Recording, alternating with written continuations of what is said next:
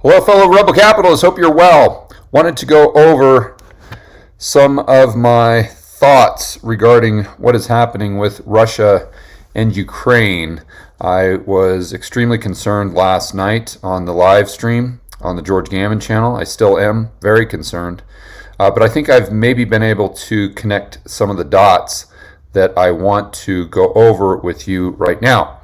So let me do a screen share. We're going to shoot over to Twitter.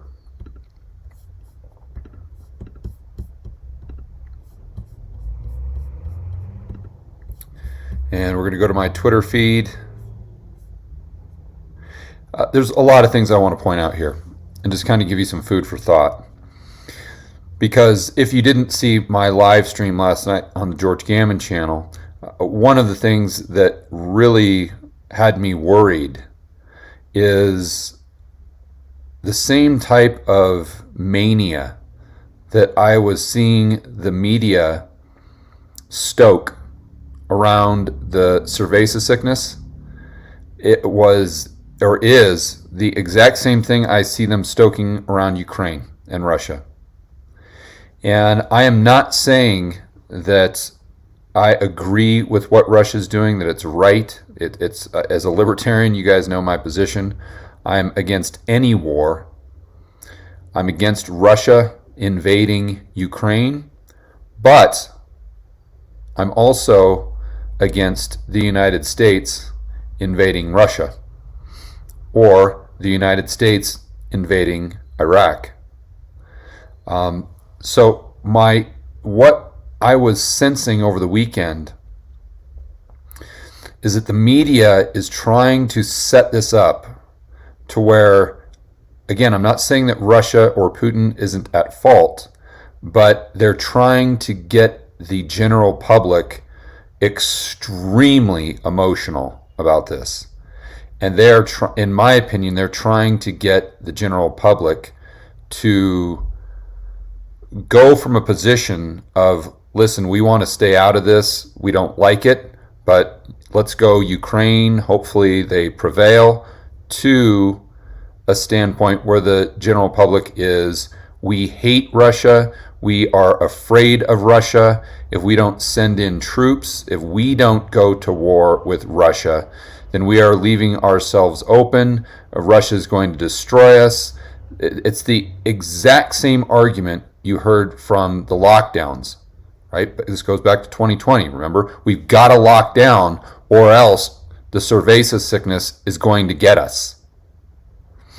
And I see it turning, and I hope it doesn't go all the way, but I see the media using the tricks, let's say, that they have at their disposal to try to shift public opinion from more of a passive stance to a far more proactive and aggressive stance. And I think the media is trying to get the public to go along with the politicians if they pursue entry into this crisis. Call it World War III, call it whatever you want. And so let's go through kind of some things that have happened. And one of the quotes I want you to always keep in mind throughout the rest of this video, and for forever really, but really for the rest of this video in the next few weeks, I just really want you to have it on the forefront of your mind. And it's a quote from Charlie Munger, and most of you guys probably know it, where he says, "Show me the incentives, and I'll show you the outcomes." So what this means to me is we have to start by asking ourselves, what happens if the United States goes to war, Europe against Russia, who knows, maybe it's China. I mean, what happens if we go into war? Again, call it World War III, call it whatever you want. Well, there's quite a few things that happen. First and foremost, let's go down to another tweet here, is Biden and Trudeau have pretty much the worst approval rating of any leaders in human history. I might be exaggerating slightly here. But the United States, and to a certain degree Europe, have a significant problem with inflation. We also have a problem with asset bubbles. And we've discussed this to great length on this channel. What does the Fed do? How do they stick the landing? What do the central planners do when, if you have high rates of consumer price inflation, and the only way to lower inflation is to crash the stock market by raising rates, doing QT, which will crash the US economy, and then the politicians don't get reelected. But if they allow inflation to continue at 7.5%, or I would argue even at 6 or 5, they're not going to get reelected because the public's going to be pissed, Democrats and Republicans. And so if you're a politician and you want to get reelected, what do? You're between a rock and a hard place. But remember, show me the incentives and I'll show you the outcome. So, what does war do? Well, it just very coincidentally solves pretty much every single problem that the central planners have. And let's think about this. High rates of inflation. Well, if we go to war, or even before then, we can just blame Putin for all future inflation. Now, I'm not saying that the crisis in the Ukraine with Russia is not going to exacerbate inflation, but I believe, and I don't think this is a stretch, that the politicians will start to blame all inflation on Putin. And then, of course, this is a great way to stoke the fire, to create a frenzy, to create a mob mentality within society, to where we use that as justification to enter the war. We have to. Putin's making gas prices go to $8 a gallon. We have to go to war. We have to stop this, or else we're not going to survive. But let's keep thinking about what war does for these central planners. It also gives them cover to keep rates low. So they keep rates low. Well, we can't raise rates. There's all this unknown. Especially if we go to war, we got to keep rates low now. It's a matter of national security. And if we keep rates low, well, we got to keep the stock market high, because if the stock market crashes, then that's a matter of national security as well. So we've got to start doing QE. And then the public says, well, wait a minute. Isn't that going to create inflation? Well, no, because the inflation isn't a result of QE and artificially low interest rates and government deficit spending.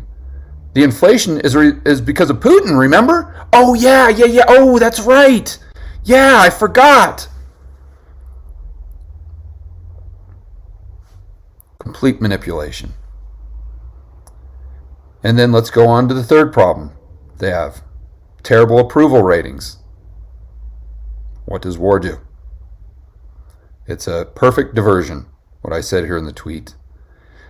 How many of you on this live stream right now, and I tweeted this out somewhere down further, how many of you over the weekend thought a lot less about the truckers, mandates, and what was happening here in the United States, in Canada, in Australia, in Germany, and a lot more about what's going on? I think a lot of you would raise your hand. And see, that's the goal. If you're, I've said this many times, that one of the best things for a very unpopular president or leader is war. This is politics 101. Goes back, this is ancient stuff if you read history. So if you're a politician and your number one goal is being, let's just back up here. Let's think about what was happening with Trudeau just a matter of 2 weeks ago, a week and a half ago. What was happening with Trudeau? He was done. He was done. He was in not just a political rock and a hard place. The guy's career was tanking. His global approval rating was tanking. But now what's happened? People forgot all, not us, but most people, they forgot all about what Trudeau did. Freezing bank accounts? What? No, I hate Putin. A freezing bank account. Yeah. That was 3 weeks ago. We got more to worry. I hate Putin. See? Who is benefiting from what's going on? And who would benefit even further by the United States going into a war? Show me the incentives, and I will show you the outcome. So, my whole point in going over this is to make sure, or to do my best to make sure that all of us don't fall victim to what I believe is going to be a massive propaganda effort that makes what they did with COVID or the cerveza sickness look like just a warm-up. And again, I want to be very clear, because most people, or a lot of people on Twitter, they get so reactionary. They don't even think through what I'm saying or the message behind what I'm saying. They think that I'm somehow, if I'm not sitting there saying that we should, that I want to kill all Russians and I want to destroy Russia and I want to destroy Putin and that we have to go to war with them. If I'm not saying that, then somehow I'm in favor of Russia, or I support what they do, or I'm somehow not supportive of Ukraine. And that's completely idiotic. It's ridiculous. If anyone knows my stance since I've started this YouTube channel, look at my damn Twitter feed, for heaven's sakes, right at the top, or the Twitter thing. Libertarian. That means I don't like any war. But what I'm afraid of is that people are going to get so worked up by the media and the central planners about Russia that although normally they would be completely against the United States going into a war, because they get so emotionally caught up in it, they're like, oh, well, this time it's different. This time it's different. Just go ahead and post something like this. I don't know if you guys have social media or Twitter, but see, this is something I retweeted. This was a cover of Time magazine. Oddly enough, September 11th. Didn't notice that. 1995. And cover of Time magazine, bringing the Serbs to heel. A massive bombing attack opens the door to peace. So this is fine. No problem. But when Russia does it, it's time to go to World War III.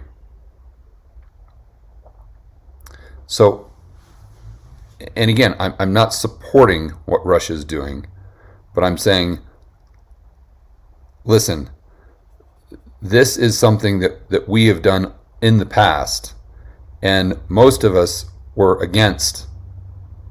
So let's not make this mistake again by going into this crisis and having it turn into something that is going to,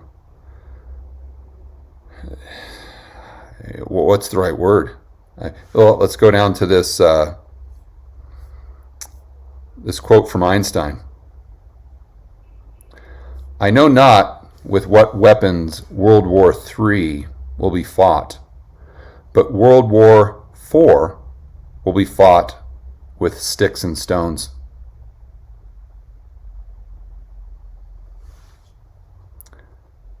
So what I wrote in this tweet is they're going to try to manipulate you into believing war is the answer. It's not. Don't let them manipulate you. Just think, don't feel. Because I see the media trying to get people worked up. I'm not saying that what is happening in Ukraine isn't real, but the way they are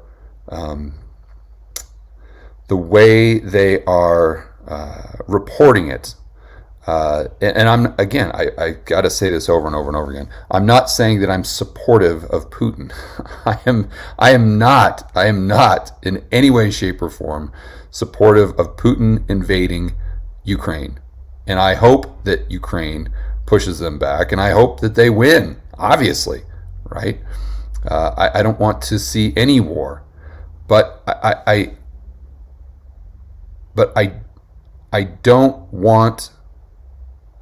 don't disapprove of what Putin is doing. And not, well, maybe it's not the right way to say it. You guys, I'm not, whatever Russia is doing, however evil, however wrong, to me, it doesn't constitute getting involved and starting World War III. And, I use the example.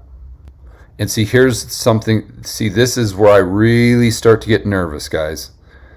This is, I don't know if you saw this, but look at this. I said this is McCarthyism 2.0. And what I mean by that is the concept. I realized that there were most likely some Russian spies or whatever that were infiltrating the media and the entertainment business and whatnot. But it's this shotgun approach. I mean, how many innocent people do you have to condemn to find one person who's actually guilty?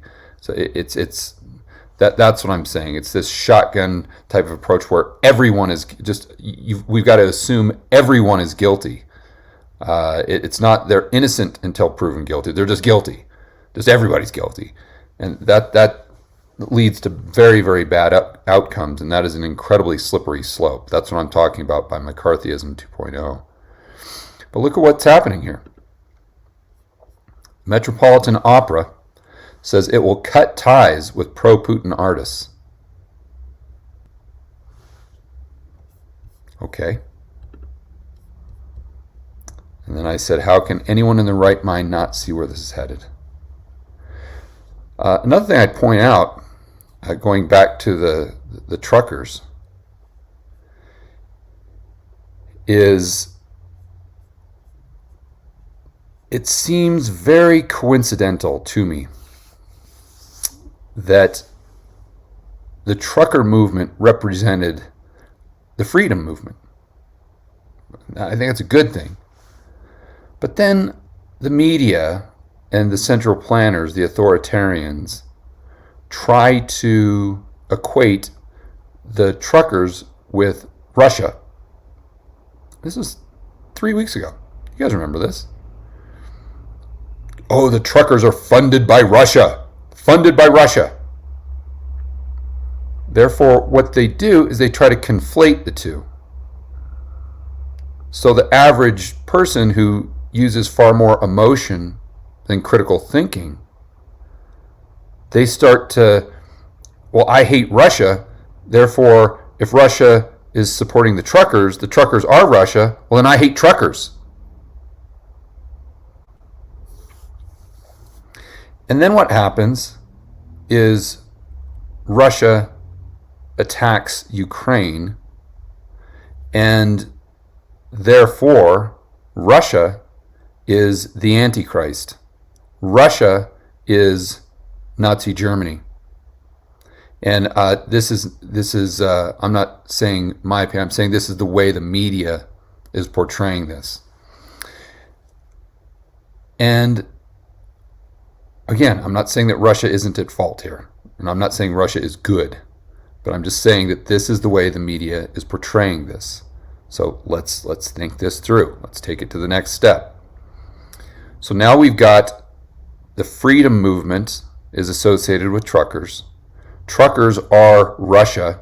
Russia is the Antichrist and Nazis. Therefore, if all of this is true, then the freedom movement would equal the Antichrist and Nazis.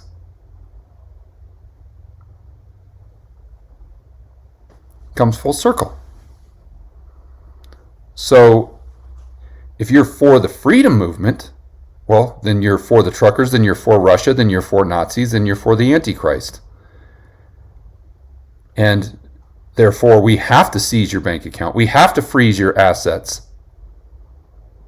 We can't allow you to be a part of civilized society when you have those types of opinions. You're dangerous. And anyone who is dangerous should not have any rights. Goes back to the Patriot Act, right? You're a domestic terrorist. So the closer we move to war with Russia, the easier it is for them to create this circle.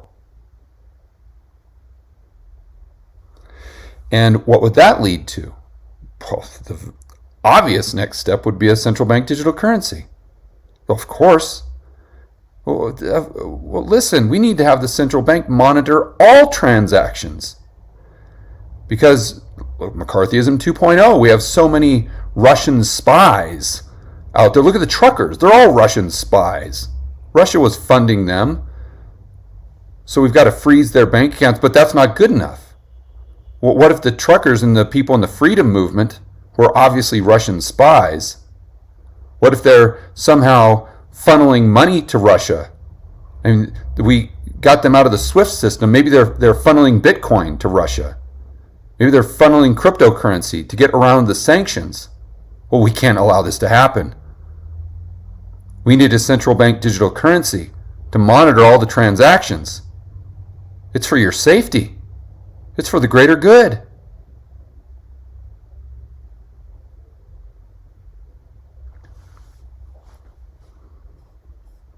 Show me the incentives, and I'll show you the outcomes.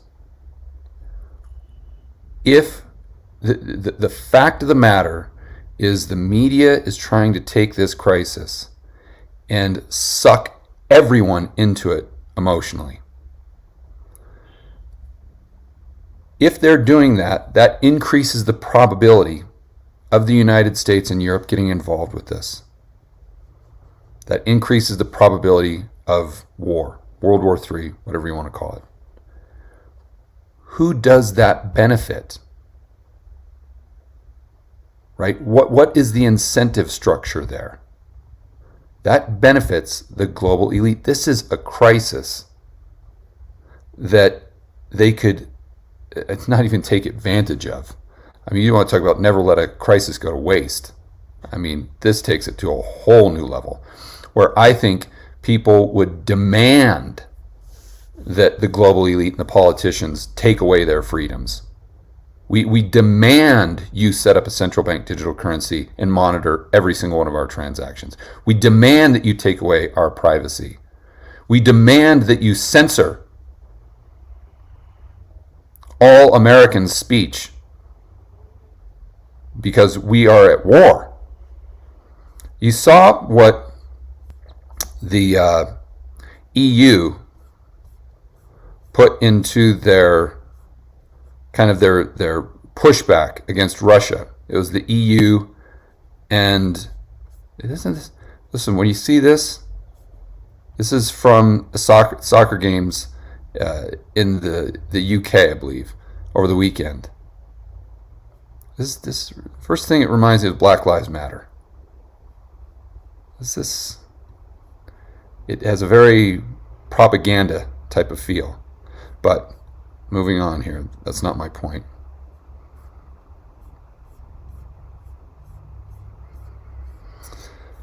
Here's the point. So this was the bullet point list that came out on Saturday that Russia, the EU and the United States, this was kind of their countermeasure to what was going on with Russia. We heard about the sanctions and everything, but people didn't read the fine print because there were certain bullet points. And the very last bullet point was this: finally, we will step up our coordination against disinformation and other forms of hybrid warfare. Censorship, disinformation, misinformation. Where have we heard this before? Sounds familiar. You see, guys, you see where this is headed? We cannot allow ourselves to be susceptible to getting emotionally involved with what's going on. We've got to remain rational. We've got to use critical thinking. We've got to stick by our principles that every war is bad, not just when Ukraine invades Russia, but also if we invade anyone else. That's not what we want. There's the cost benefit there does not make sense, and it never will, no matter how angry the general population gets at Putin or Russia.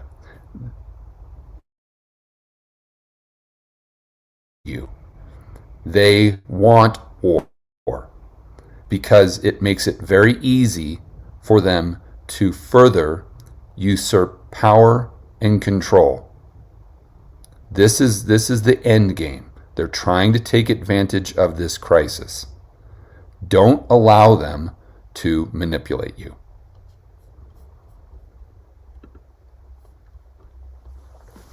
All right, guys.